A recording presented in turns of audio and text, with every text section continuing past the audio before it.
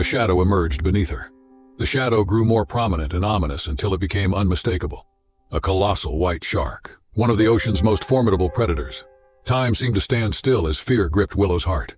She had heard tales of the ferocity of these creatures, and now she was confronted with one of nature's most fearsome predators. Panic coursed through her veins, but she knew she had to act swiftly to protect herself. With every ounce of strength and determination, Willow turned her board, creating a barrier between herself and the approaching shark. Her husband watched in sheer terror from the shore as the massive white shark drew closer. In a heart-stopping moment, the shark lunged towards Willow and her board. Willow's heart raced as she managed to maintain her composure, instincts, and training as a swimmer, guiding her actions. She swiftly propelled herself away from the shark's path, narrowly avoiding the beast's razor-sharp teeth. As she reached the safety of the shore, Willow's heart pounded with relief and adrenaline. She had faced one of nature's most fearsome predators, and lived to tell the tale. Her husband rushed to her side, his face etched with concern and relief, as they both watched the shark recede into the ocean's depths. Willow's arms bore the marks of her harrowing encounter. In her desperate bid to evade the shark, she sustained injuries. Her husband knew immediate medical attention was crucial, and they rushed to the nearest hospital. The doctors and medical staff worked diligently to tend to Willow's injuries. She had suffered significant blood loss, and her arms required meticulous care and treatment. Willow was grateful to be alive. Her heart was filled with a profound appreciation for the fragility and resilience of life. Days turned into weeks as Willow began her road to recovery. Her husband remained steadfast by her side, offering unwavering support and love. Willow's encounter with the white shark had left an indelible mark on her, a reminder of the power and unpredictability, a sacrifice made to preserve her life and embrace new adventures. After their trip to Japan, Willow and her husband returned to America with irrevocable changes. They shared their incredible tale of survival with friends and family, a story of courage, a continent far removed from their peaceful American town. James made the necessary preparations. He packed his belongings, bid farewell to the house he had called home for many years, and set out to join his son in South Africa. James's son and his family welcomed him warmly. The board splintered under the sheer power of the shark's bite, leaving James stranded in the water, perilously close to the apex predator. His family, witnessing the horrifying scene before them, was filled with a sense of helplessness. With astonishing speed, the white shark lunged at James, its sharp teeth finding their mark. Amid their collective terror and desperation, they could only watch in disbelief as the events transpired swiftly. Within moments, James's lives were tragically extinguished. Once a symbol of freedom and adventure, the sea had become the stage for a heart-rending tragedy. The tranquil river waters had transformed into a haunting tableau of loss and grief. James's family, their voices filled with anguish, cried out for help as they witnessed the unfathomable. The white shark, its instincts sated, vanished beneath the depths of the river, leaving behind only the wreckage of the shattered paddleboard. The news of the devastating incident reverberated far and wide, sending shockwaves through the hearts of those who heard it. The people who had once known James were left in disbelief, grappling with the incomprehensible nature of his fate. For James's family, the pain of their loss was immeasurable. They had embarked on a journey of togetherness and adventure, only to have their lives shattered by an unforeseen tragedy.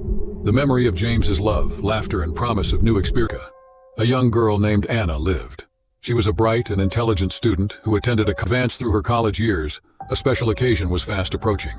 A class tour that greeted the passengers as the plane landed in New Zealand was breathtaking. With its stunning landscapes and natural wonders, New Zealand offered a spectacular backdrop to their adventure. The college had arranged accommodation in a hotel, where the students would rest between their explorations of New Zealand's treasures. The first day passed in a blur of travel, settling into the hotel, and a delicious meal.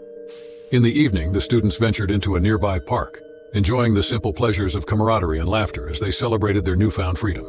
The next day was marked as the highlight of their trip, a journey to the boat tour that promised to take them on a voyage through the waters of New Zealand. The students boarded the ship with excitement and anticipation, eager to explore the vast expanse of the sea.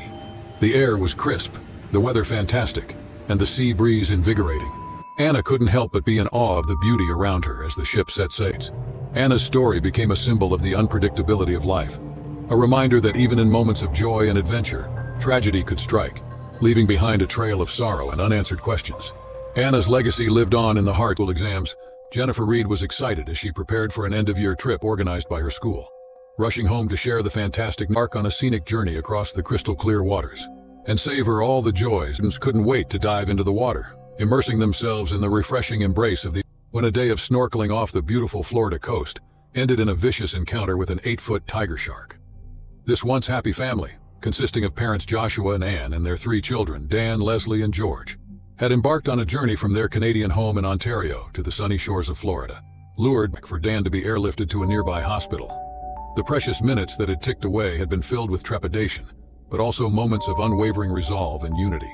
The family had faced an ordeal that would forever alter their lives, but their collective strength and steadfast love for Dan carried them through the darkest hours. Upon arrival at the hospital, the extent of Dan's injuries became all too clear.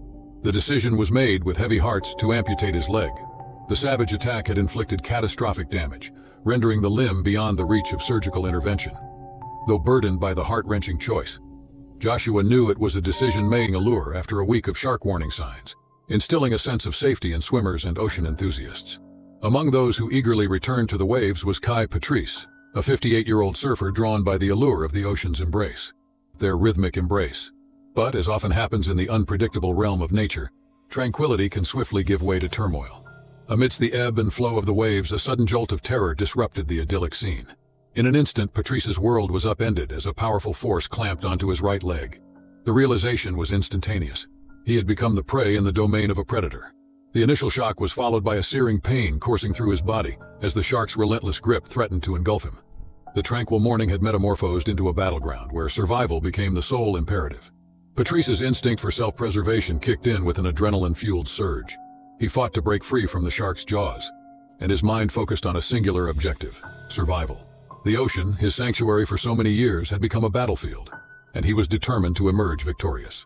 Amid this life-and-death struggle, Patrice's desperate cries for help were carried attack and would ultimately require amputation. From there, he was transferred to a much bigger hospital. The decision to amputate below the knee was difficult, but it was made with Patrice's best interests in mind. The severity of his injuries left limited options, and the surgery was a crucial step in his path to recovery. It was a testament to the resilience of the human spirit, a determination to overcome adversity, reflection on safety measures, and the need for vigilance in the presence of wildlife. With all its majesty and mystery, the ocean would continue to beckon adventurers and explorers. But it would also remain a realm where respect for its wild heart was paramount, where the line between tranquility would forever change her perception of the peaceful seas she had grown to love.